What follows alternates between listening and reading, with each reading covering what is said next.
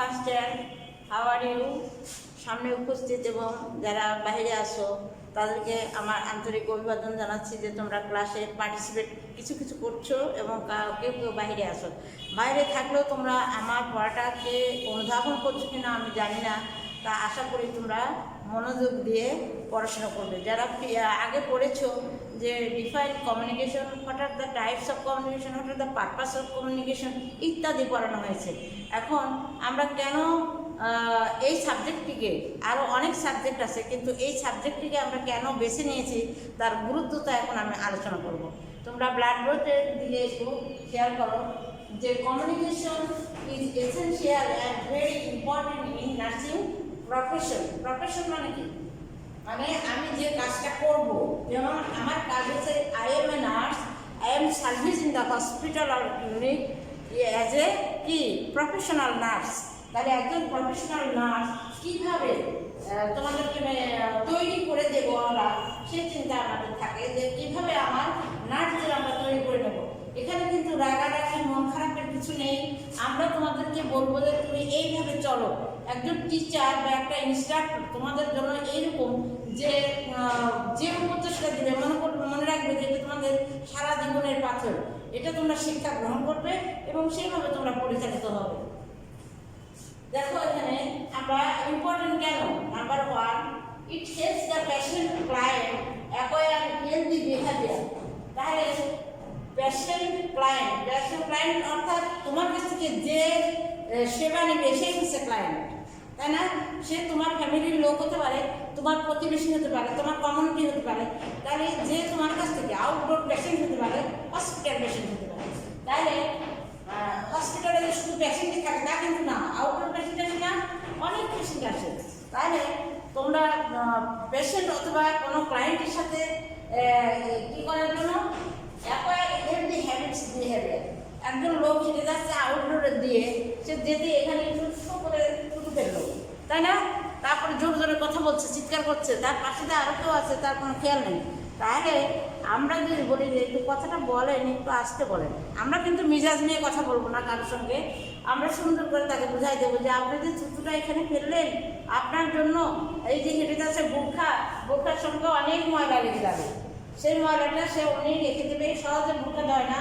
তাহলে এই যে মাটির সঙ্গে মিশতে যায় বোরখাটা, এটা সবচেয়ে আনহাইজিনিক কন্ডিশন। কাজেই তোমরা বি কেয়ারফুল, যারা বোরখা করবে তারা অবশ্যই হাইজিন করবে। তা না হলে কিন্তু কালকে চোখের মধ্যেই দেখলাম যে একটা মেয়ের একদম কাশি তার বোরখার সঙ্গে লেগে গেল।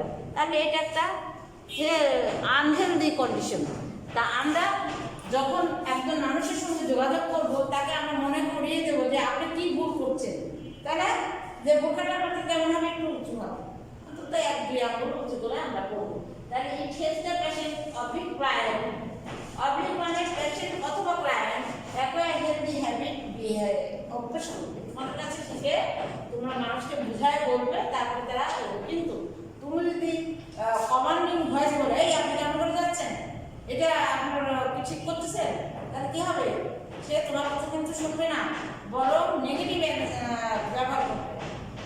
পজিটিভ অ্যাটিটিউড মানুষ যখনই করে, যখন সে ভালো ভালো কথা বলে। যেমন ফর এক্সাম্পল, আমি কালকে ভিতরে যাচ্ছি, তো 2টা ছেলে, ইয়াং ছেলেগুলোর ভিতরে আমার সামনে বসে আমার খুব রাগ হলো যে এত স্বাস্থ্য ভালো একটা মহিলার আমার পাশে উঠলো আর ওই 2জন।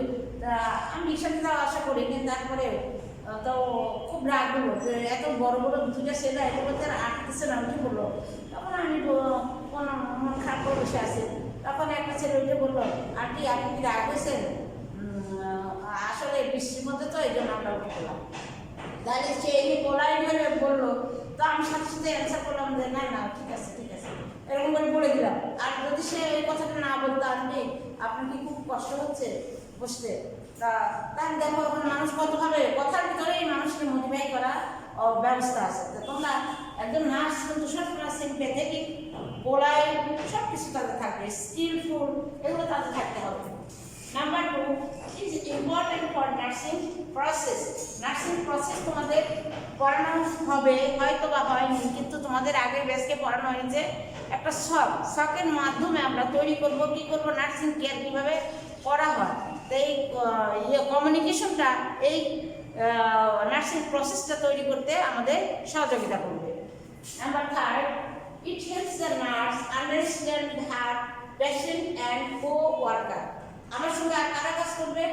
আমার কলিগ কাজ করবে, সিনিয়র স্টাফ নার্স কাজ করবে, ওয়ার্ড বয়, আয়া, সুইপার সবাই থাকবে, ডাক্তার। তাহলে আমরা বলতে চাই যে আমার কো ওয়ার্কার এবং client patient, it helps the nurse understand her patient. আমরা বুঝতে পারবো না, কিন্তু ঘন ঘন একটা রুগীর কাছে যাই, যেমন ধরো যে একটা ওয়ার্ডে 30টা বা 40টা বা 50টা পেশেন্ট আছে, তুমি যদি প্রত্যেকের কাছে একবার করে যা কথা বলে আসো দ্রুত গতিতে, সবার সাথে কেমন আছেন, আসসালামু আলাইকুম, আপনি কেমন আছেন, আপনি কেমন আছেন, ওষুধ পেয়েছেন, কোনো ওষুধ পাননি, এটা হচ্ছে কমিউনিকেশন, তাই না? তুমি কমিউনিকেশন রাখলে কিন্তু এই তাদের সাথে তোমার কথা বলার মধ্যেই তুমি জেনে নিতে পারবে যে আজকে ওয়ার্ডটা আমাদের কেমন আছে, ভালো আছে না খারাপ আছে, তাই না? কয়টা পেশেন্ট খারাপ আছে, যদি খারাপ থাকে আমরা নোট ডাউন করবো যে দেখি এটা কি পেশেন্ট খারাপ আছে। তখন আমরা যখন সবার সঙ্গে আমার কথা বলা হয়ে যাবে, অফ টাইমে কখনো ঘুরে বেড়াবে না, তোমরা যখন ফিল্ড ওয়ার্কে যাবে তখন তোমরা ঘুরে বেড়াবে না, তখন নোট একটা নোটবুক সাথে থাকবে তোমাদের, তোমরা সাথে সাথে লিখে নেবে it is a case of honour, তার টিকিট দেখে দেখে তোমার লিখতে থাকবে যে এই অনুসারে একটা রুগী অ্যাসাল্ট হয়েছে বা ফ্র্যাকচার অফ দ্য লেগ হয়েছে। ফ্র্যাকচার মানে কি? ব্রেকিং অফ এ বোন, ব্রেকিং অফ এ বোন হচ্ছে ফ্র্যাকচার। তাহলে একটা চিপ কমপ্লেন কি? এই ফ্র্যাকচারের চিপ কমপ্লেনগুলো কি টিকিটে লেখা থাকে? পেইন থাকবে, সোয়েলিং থাকবে, ডিসকমফোর্ট থাকবে, এইগুলো থাকবে, তাহলে তুমি ওইগুলো লিখবে। তাহলে লিখলে পরে তার জন্য ডাক্তার সাহেব লিখছে যে it is a case of অমক, এটা লেখার পরে তারপরে তার কী কী ট্রিটমেন্ট চলছে এইগুলো যদি তোমরা লিখে নিয়ে আসো, তাহলে তোমার অভিজ্ঞতা হবে যে তুমি ওই পেশেন্ট কেমন হয়, তার জন্য তার কী কী দিতে হয়। একটা অবশ্যই প্রথমে একটা ব্যথার ওষুধ দিতে হবে, যদি বয়স্ক লোক হয় তার অ্যাসিডিটি থাকবে, অ্যাসিডিটির জন্য অ্যান্টাসিড দিতে হবে। তারপরে যদি গায়ে জ্বর আসে সে জ্বর রিলিভিংয়ের জন্য তাকে মেডিসিন দিতে হবে। এই যে তুমি 2, 3টা 10টা কেস যখন তুমি নোট ডাউন করবে তখনই তোমার একটা অভিজ্ঞতা এসে যাবে। কারণ একজন নার্স কিন্তু ডাক্তারের পাশাপাশি কাজ করে এবং অভিজ্ঞতা অর্জন করে কিসের মাধ্যমে? তার লেখাপড়ার মাধ্যমে। কাজেই তোমরা এখানে পড়বে, প্লাস ওখানে অ্যাপ্লাই করবে, প্র্যাকটিস করবে, ওখান থেকেও তোমাদের অনেক কিছু শেখার আছে। আচ্ছা, number 4, it gives relation and mental satisfaction with the work. আর কি থাকবে আমাদের? সেই কাজের সঙ্গে, এই যে এতক্ষণ তোমাদের বললাম, এই কাজের সম্বন্ধে তোমার একটা অভিজ্ঞতা থাকবে, আর নার্সিং স্কিল, তোমাদের স্কিল মানে দক্ষতা অর্জন হবে। আমি তোমাদের অন ক্লাস নিয়ে খুব একটা ইন্টারেস্ট পাই না, কারণ হচ্ছে কি যে তোমাদের কাছ থেকে আমি ফিডব্যাকটা নিতে পারছি না। হ্যাঁ, তো তারপরেও এখন আমাদের চালিয়ে যেতেই হবে, না গেলে তোমরা একদম ডুবা হয়ে যাবে। এটা দূর করার জন্য আমাদের এই প্রয়াস, আশা করি তোমরা আমাকে সহযোগিতা করবে। Number 5, it modified his of the heart behaviour and improves nursing skills. এটা আবার কীভাবে? মডিফাইড হার্ট বিহেভিয়ার, আমাদের কাজের মূল্যায়ন হবে এবং ইমপ্রুভ হবে, আমাদের কি স্কিল ইমপ্রুভ হবে। একটা থেকে একদিন ইনজেকশন দিলে হয়তো একটু ভুল হয়েছে, ব্লিডিং হচ্ছে, পরের দিন দিলে অল্প সামান্য রুগী বলবে বেশি ব্যথা হয়েছে, একদিন দিবে এরকম করতে করতে তুমি স্কিল হবে, তুমি জেনে যাবে যে কোথায় ইনজেকশন দিতে হয়, আইএম ইনজেকশন, কোথায় আইভি ইনজেকশন দিতে হয়, কখন মুখে ওষুধ খাওয়াতে হয়। এই যে তুমি যদি বারে বারে করতে থাকো তখন তোমার বিহেভিয়ার চেঞ্জ হবে না। আমার পেশেন্টকে 8টা 9টার ভিতরে মুখের ওষুধ খাওয়া শেষ করতে হবে, 10টার সময় আমাকে ইনজেকশন দিতে হবে, আমি দ্রুত গতিতে কাজ করি। এটা হচ্ছে দ্রুত গতিতে করা মানে তোমার স্কিল, ইউ আর স্কিল হয়েছ, যার জন্য এই কাজগুলো পর করে যাচ্ছে। Number 6, communication fostering the smooth operation of the management. তাহলে আমরা কি করতে পারবো আরো, যে আমার ম্যানেজমেন্টটা দ্রুত গতির সঙ্গে করতে পারবো। ম্যানেজমেন্ট অর্থাৎ তুমি ইঞ্জেকশন দিচ্ছ দিয়ে যাচ্ছ, দিতে 11টা বেজে গেছে, তোমার অনেক পেশেন্ট, 11টা পেশেন্ট, 60টা পেশেন্ট বা 50টা পেশেন্ট, সবসময় ওভার ডিউ পেশেন্ট থাকে ওয়ার্ডে। তা তুমি ইঞ্জেকশন দিতে দেখা যাচ্ছে আর একটা কাজ তুমি ফেইল হবে, সেটা করা যাবে না।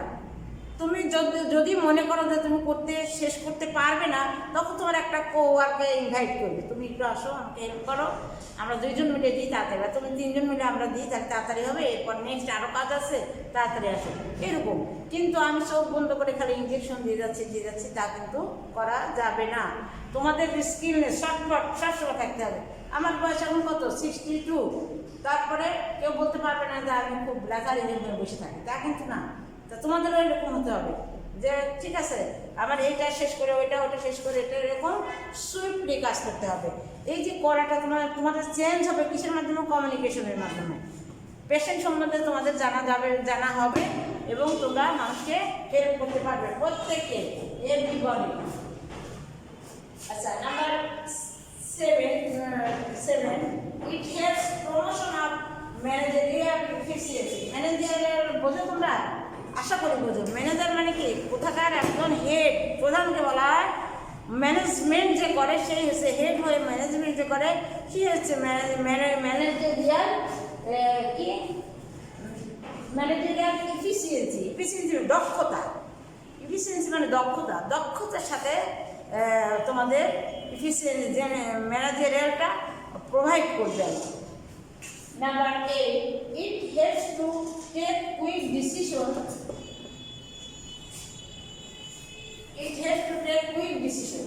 তাহলে আমরা যদি কমিউনিকেশন রাখি, যেমন একটা ওয়ার্ডে, তোমরা এখনো 3rd ইয়ার হওয়া নাই, একটা ওয়ার্ডে একটা রুগীর খুব ব্লিডিং হচ্ছে, যে কোনো ওয়ার্ডে আফটার অপারেশন রুগীর খুব ব্লিডিং হচ্ছে, তুমি ওই মুহূর্তে কী করবে? তুমি ভয় পেয়ে গেছো যে অনেক ব্লিডিং হচ্ছে, তাহলে সেই ক্ষেত্রে তোমার কী করণীয় হবে? যদি তুমি ভয় পাও, দ্রুত গতিতে তোমার ওয়ার্কারকে ফোন করবে বা তাকে ডাকবে, তাড়াতাড়ি আসো আমাকে হেল্প করো, এই রুগীটা খুবই খারাপ, তাই না? এই যে একটা কুইক ডিসিশন নেওয়া যায়, আর একজনের হেল্প নিলে তুমি ইঞ্জেকশন দিতে রুগীটা ব্লিডিং হতে পারে না, সেটা হবে না। তুমি আরেকজনকে ডাকবে দ্রুত ম্যানেজমেন্টের জন্য। Number 9, it is very important to provide basis for leadership action. এবং তুমি যদি কমিউনিকেশন রাখো, সবার সাথে রাখো, তাহলে কি হবে? একটা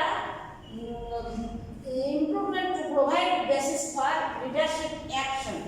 যেমন তুমি একটা ওয়ার্ডে অনেকদিন কাজ করছো, তখন তুমি কি করবে? নতুন যারা আসবে, তুমি সিনিয়র স্টাফ নার্স হয়ে গেছো, তোমার ওয়ার্ডে অনেকগুলো স্টুডেন্ট আসলো, তখন তুমি কি করে ভাগ করে দেবে কাজ? তুমি এখানে করো, তুমি ওখানে করো, তুমি এখানে করো। এই যে এটা একটা লিডারশিপ। একজন প্রত্যেকটা ওয়ার্ডের প্রত্যেকটা সিনিয়র স্টাফ নার্স হচ্ছে লিডার, হ্যাঁ। আর লিডারটা কাজের ম্যানেজ করবে, তার সাবঅর্ডিনেট বসা যাবে না। ইউ হ্যাভ টু কি ম্যানেজারিয়াল পাওয়ার থাকতে হবে কার? একজন সিনিয়র স্টাফ নার্সের। সে যদি তোমাদের গাইড না দেয়, তোমরা তো কেউ হয়তো গল্পই করতেছো, কেউ হয়তো ঘুরে বেড়াচ্ছ, কেউ হয়তো কারোর সাথে যোগাযোগ রাখতেছো না, দাদার মতো সে এদিক সেদিক, সেটা না। তোমরা ইউনিটি থাকবে, উনি যেখানে ভাগ করে তোমাদের কাজের দায়িত্ব দিয়ে দেয়, সেগুলো ডু ইউর ওয়ার্ক এফিসিয়েন্টলি, এইভাবে তোমরা কাজ করবে। তাহলে লিডারশিপ কি বুঝতে পারছো তো? লিডারশিপ হচ্ছে আমরা যদি কমিউনিকেশন রাখি, তাহলে আমার লিডারশিপটা বাড়বে। আমি যে একটা প্রধান হিসেবে কাজ করব, এই যে তোমরা ট্রেনিং নিচ্ছ, ট্রেনিংয়ের পরে কি হবে? সিনিয়র স্টাফ নার্স তোমরা মানে সব কিছু শেখা হয়ে গেছে, এখন তোমরা কি লিডার হয়ে তোমরা কাজ করতে পারে। আচ্ছা, তারপরে 10 নম্বর দেখো, it helps to develop proper planning of the organisation.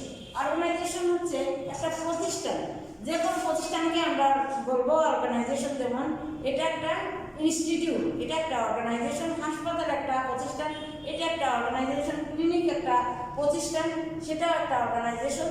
তাহলে আমরা সেখানে কী করবো? Helps to develop proper planning. তাহলে তোমাকে যদি সিনিয়র স্টাফ নার্স হওয়ার পরে যদি তুমি একটা ক্লিনিকে তোমায় কাজ পাও, সেখানে যেন তুমি কী করো? প্ল্যান করে কাজটা করতে পারো, যে আগের কাজ আগে, পরের কাজ পরে। যেমন সকালে গেলাম, যেই শুনলাম যে এই হাসপাতাল অথবা ক্লিনিকে কীভাবে একটা সিজার হবে, আমি দ্রুত গতিতে মুভি ইঞ্জেকশন এটা সেটা দিয়ে ঠিকঠাক করে নিলাম। কিন্তু তার আগে কিছু কাজ থাকে, সেটা হচ্ছে ক্লিনিং, পরিষ্কার পরিচ্ছন্ন, ইনস্ট্রুমেন্ট পরিষ্কার, নিডেল পরিষ্কার আছে কিনা, সব আর্টিকেলস ঠিকঠাক আছে কিনা, এইগুলো দেখার পরে আমার ওয়ার্কারদের নিয়ে আমি কাজ করব। তাহলে এটা আমার যখন ট্রেনিং শেষ হবে এটা করতে আমাদের সহযোগিতা হবে। কিন্তু এখন যদি তুমি স্টুডেন্ট অবস্থাতে কোনো ক্লিনিকে কাজ করতে দাও প্রাইভেটে, তাহলে কি হবে? তোমাদের ডিমোশন হবে, তোমাকে হায়ার পোস্টে কাজ করাবে, তোমার অনারিয়ামশিপ মতো দিবে না। তাহলে অবশ্যই তোমরা চেষ্টা করবে যে আমি অবশ্যই 3rd ইয়ার পাস করার পরে একটা ম্যানেজার হব, ইফিসিয়েন্ট হব, স্কিল অর্জন করব, তারপরে আমি কাজে যাব। তাহলে এটা যদি না করে তুমি যাও, তাহলে তোমরা নার্সিং নিয়েও এটা ডিমোশন করে দিলে, আবার তোমার নলেজ সেরকম হবে না, তুমি ভালো করে কি ম্যানেজমেন্ট করতে পারবে না ক্লিনিকে যেয়ে, কারণ তুমি শিখে যাওনি। আগে প্রপার নিজেকে তৈরি করবে, তারপরে তুমি কোথাও কাজ করবে। It plays vital role for better outcomes with minimum cost.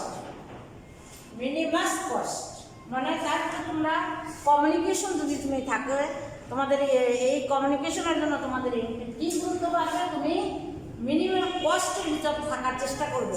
যেমন একটা রুগীর কাছে সব সময় তোমরা আসা যাওয়া করো, রুগীটা বললো যে আমার তো ডাক্তার সাহেব সিরিঞ্জ লিখে দিচ্ছেন, অনেক দামি দামি ওষুধ আমি কিনতে পারছি না, তখন তুমি ডাক্তার সাহেবকে বলে আরও কম দামের মধ্যে যেন তাকে ওষুধ লিখে দেয়, মিনিমাম কস্টে তার কেনার আয়ত্তের ভিতরে তোমাদের বলে দিতে হবে। ডাক্তার সাহেব সাজেস্ট করবে, ঠিক আছে তাদের কোনো নাই, তাহলে আমরা কম দামে ওষুধ লিখি। একটা প্যারাসিটামল দিলে যদি ব্যথা কমে, আমি কেন 200 টাকা দামের একটা ওষুধ লিখে দেবো আর কি, ডাক্তার দিয়ে লিখে দেওয়াবো, তা না। কিন্তু এই সংবাদটা ক্লিয়ার করলে তোমরা ফেস টু ফেস রোগীর সাথে কথা বলবে, সবসময় তাদের সাথে মিলবে, মিলে সে বলবে তোমার তার সমস্যার কথাটা, তখন তোমার দায়িত্ব হচ্ছে ডাক্তার সাহেবকে বলে তার রিলিফ করা, মিনিমাম কস্টে থাকার জন্য, যেন অল্প পয়সাতে চিকিৎসাটা পায়, এই জ্ঞানটা অর্জন হবে। Number 12, enhance coordination between the nurse client, nurse doctor and other. আর এই কমিউনিকেশন যদি আমরা রাখি, যোগাযোগ যদি রাখি, কার মধ্যে? নার্স টু ক্লায়েন্ট, নার্সের সঙ্গে সেবা গ্রহীতা, নার্স টু ডক্টর, নার্সের সাথে ডাক্তারের, অর আদার্স। আর আদার পার্সন যেন থাকে, আমার বাড়ির লোক হতে পারে বা আমার প্রতিবেশী হতে পারে, তাহলে আমাদের সঙ্গে একটা ভালো সম্পর্ক স্থাপন হবে। Number 13, communication skill provide nurse job satisfaction. তাহলে কমিউনিকেশন স্কিল যদি আমাদের থাকে, তাহলে আমাদের কী হবে? Provide nurse job satisfaction. তাহলে আমি একটা কাজ করে, হসপিটাল থেকে আমি কাজ করে ঘরে গেলাম, সব পেশেন্টের সঙ্গে আমি কমিউনিকেশন করেছি, বাড়িতে আমার একটা স্যাটিসফ্যাকশন অবশ্যই আসবে যে আমি রোগীটাকে খুব ভালো করে দেখেছি, আমার সাধ্য দিয়ে আমি ওয়ার্ডে হেল্প করেছি, এতে কোনো সন্দেহ নেই, কারণ আমি সবার সাথেই সবসময় যোগাযোগ রেখেছিলাম।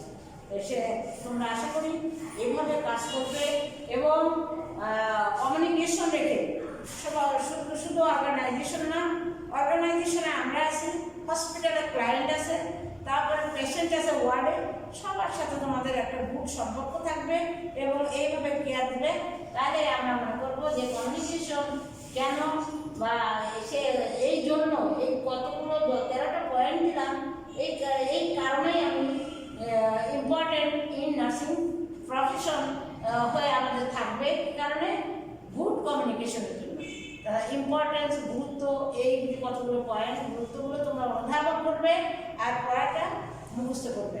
তা আজকে এই পর্যন্তই শেষ করি, আগামীতে তোমাদের সাকসেসফুল আমি কামনা করি। তোমরা সবাই ভালো থেকো, আজকে এখানে শেষ।